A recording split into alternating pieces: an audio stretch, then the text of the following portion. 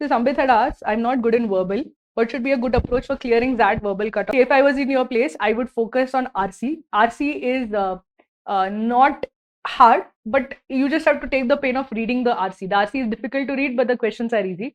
The second thing would be basically the grammar and sentence correction. So grammar and sentence correction, that has like this formula almost of grammar and sentence correction. They go through tense consistency, subject verb consistency, parallelism errors, preposition errors, article errors. They have literally like a list of grammar errors that they introduce. If you go through all those grammar videos, they are part of our ZAD course. If you go through all those grammar videos, you will easily spot the errors, because the errors are like easy to spot. They are not difficult grammatical errors. They are like basically very formulaic grammatical errors. They keep repeating the same errors year after year.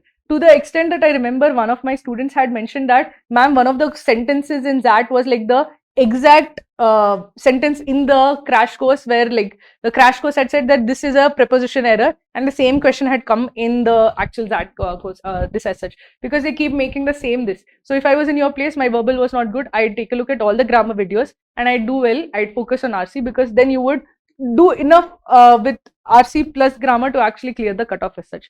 Attempt the verbal questions also. If you know the vocabulary as such, if you know the words as such, you can answer it. But vocabulary is difficult to learn in 1 month.